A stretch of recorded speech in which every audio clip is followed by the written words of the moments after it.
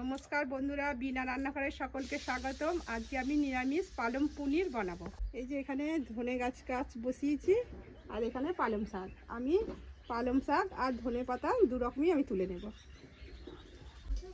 আরও কিছুটা তুলে নেব। এখান থেকে আমি একটু তুলবো পালং শাক।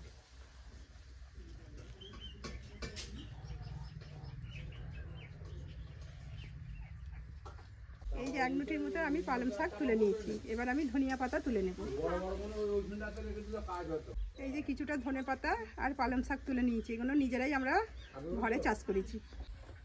উনুনে কড়াইটা বসিয়ে দিয়েছি। এবার আমি সাদা তেল দিয়ে দেব।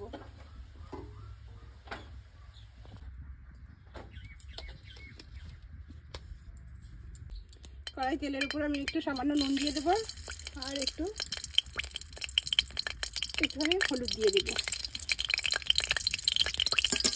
এবার তেলটা একটু ভালো করে একটু নাড়িয়ে নেব। এখানে আমি ডুমো করে 250 গ্রাম পুনি আমি ছোট করে কেটে নিয়েছি। এখানে আমি ভেজে নেব।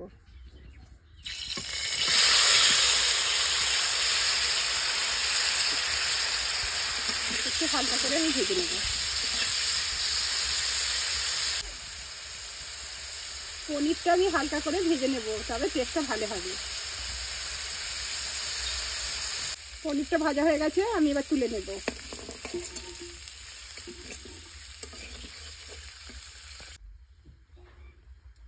পনিরটা ভাজা হয়ে গেছে, ওই তেলেতেই আমি গোটা জিরে সামান্য দিয়ে দেব, কাঁচা লঙ্কা দুটো দিয়ে দেব, আদা কুচিটা দিয়ে দেবো কিছুটা, দারচিনি এলাচ লবঙ্গ ও দুটো দিয়ে দেবো।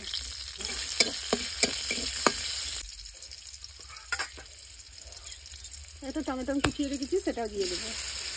দিয়ে একটু আমি এটা ভেজে নেব।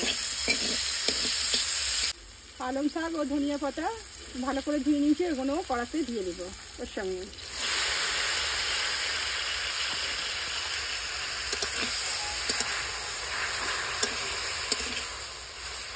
এবার একটু ঢাকা দিয়ে দেবে। এবার ঢাকাটা আমি খুলবো। হালকা করে ভাজা হয়ে গেছে, আমি এবার নামিয়ে নেব।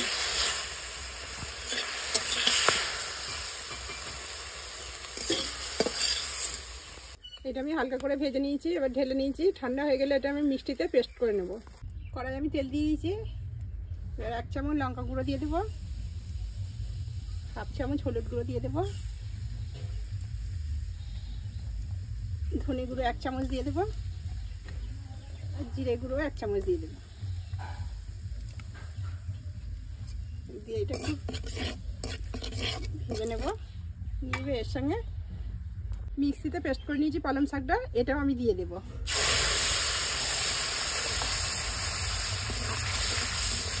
দিয়ে আমি একটু হালকা করে কষে নেব।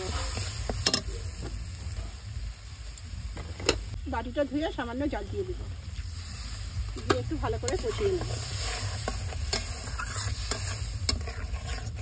5 মিনিটের মতো আমি একটু নাড়াচাড়া করে নেব। এবার একটু গরম মশলা দিয়ে দেব।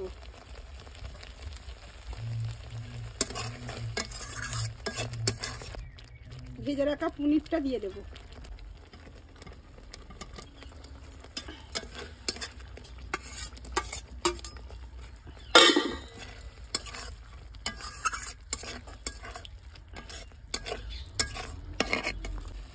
সামান্য পরিমাণে নুন দিয়ে দেব।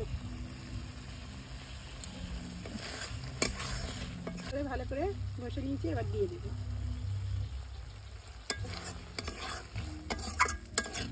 যে দুধের সরটা তুলে রেখেছিল, দুধের সরটা দিয়ে দেবো। দুধের সরটা দিলে টেস্টটা ভালো হবে।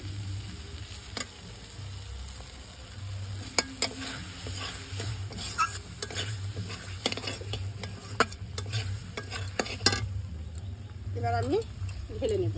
এই যে পালং পনিরটা হয়ে গেছে, এটা ভাতের সঙ্গে, রুটি পরোটার সঙ্গে সবের সঙ্গে খাই, খেতে কিন্তু খুব সুন্দর।